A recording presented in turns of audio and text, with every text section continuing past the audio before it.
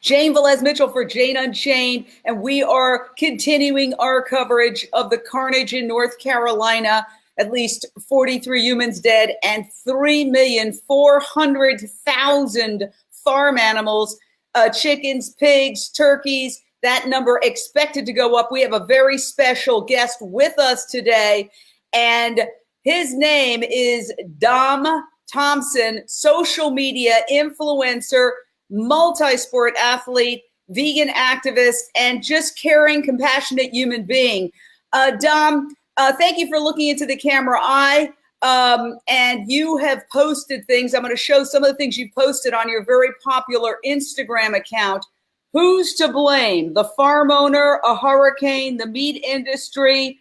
Checkmark your love for bacon. What did you mean by that when you posted that meme, Dom? Yeah, that meme, I think it was a very creative meme that was created from the community. And when I posted it, I think people don't understand that, without supply and demand, okay, if we had consumers that are more plant-based, we wouldn't have had the problems that happened recently with Florence. We all know that right now in the state of North Carolina, it's the second largest pork producing state in the nation, with close to 10 million hogs that are being produced that actually currently occupy that state. And it was my goal to let people know that this is your demand. I mean, you had close to 10 million hogs, and this is the demand that's being requested of the consumers worldwide, including having people from China that's actually doing some exporting and importing with respect to all that production. And North Carolina is third as far as chicken and turkeys, close to 1 billion chicken and turkeys currently occupy North Carolina, which is sad. So I wanted people to take a look at that. We can't blame the farmers. We're going to blame ourselves as consumers that continue to eat a meat-based diet. Well, I totally agree with you. And what would you say to the many people who are horrified by these images of these poor animals who were trapped in warehouses, just floating to the surface? We've got some very, very graphic footage that was taken from the ground, photos of just bins full of dead pigs and rotting, think about millions. We have one little animal here. This is little Rico. And if you did this to little Rico, it would be considered, a crime. And yet you do this to millions of animals, and, people shrug because we have been conditioned to accept farm animals as mere things, as objects.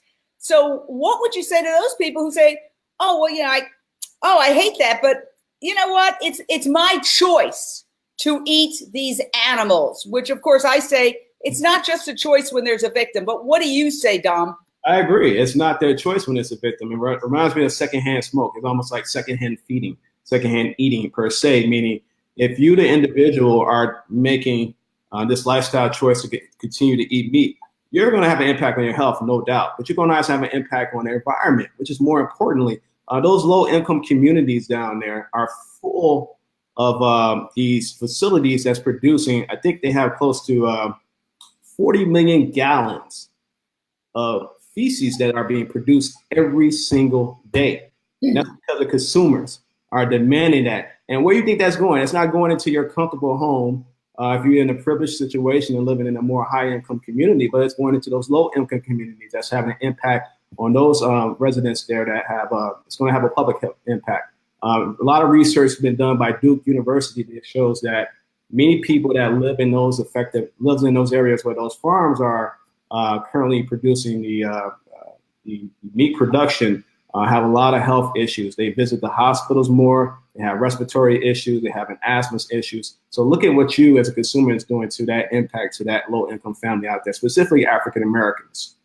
Well, I would like to say that I have called Jane Unchained News Network, which is a 501c3, has officially called for those factories, those warehouses. I refuse to call them farms, except in quotes, because they're not farms.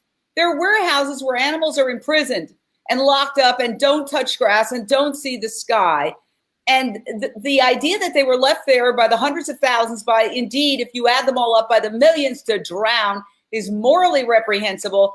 it's happened before, and Dom is going to talk about that in previous hurricanes, so it's predictable. And insanity is doing the same thing over and over again and expecting a different result.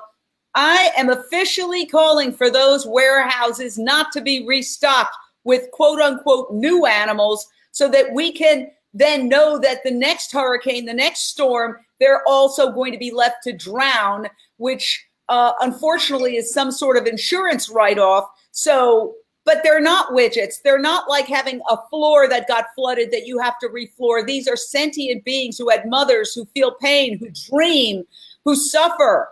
And they're already tortured in this industrialized sadism called factory farming. And then you leave them there in darkened warehouses to drown?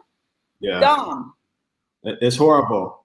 I personally believe, we don't have any true information at this point, but I do personally believe what happened 2 years ago with respect to Hurricane Matthew to the Carolinas. You had pigs swimming for their lives. You had chicken and turkeys swimming for their lives, and it was documented. It was broadcast on multiple outlets, including a couple of major networks, and it was like a big PR issue to the government in the state of North Carolina, to the different entities, the different agencies. And this time around, 2 years later, I personally believe, based on the people that I know that was down there, foots on the ground, a lot of the activists that was down there, a lot of the sanctuaries that was down there, a lot of the other organizations and nonprofits that was down there trying to rescue animals, that those barns was locked to keep those animals in there from trying to escape on their own. And they're drunk. They're obviously, can you only imagine being in that closed space and the waters are rising? You have nowhere to go, nowhere to go. And like you said, they're not deemed as animals or lives. They're actually deemed as property. Not only is the insurance going to have a say-so in that, but also the USDA. It's a write-off. It's a replacement. And it's sad that here it is that true compassionate individuals view that as 3.4 million lives that we just lost. But everybody else in the farming industry or animal agriculture view it as 3.4 million pieces of property.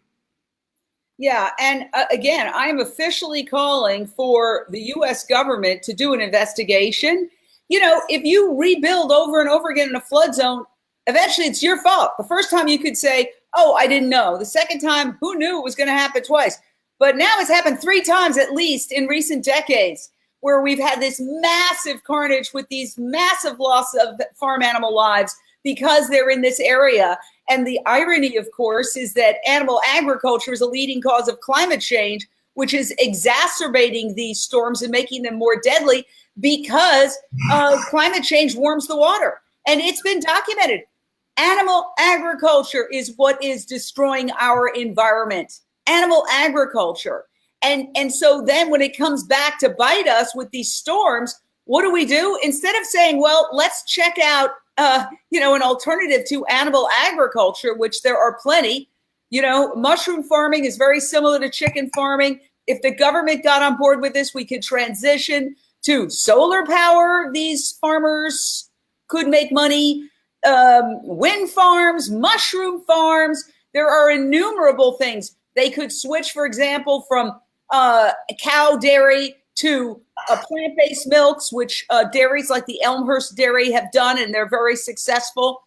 What do you say to my call, our organization's call to not restock, do an investigation and not restock these warehouses with farm animals, period? I agree. I think that's a really good approach. Funny fact is the Carolinas are known, specifically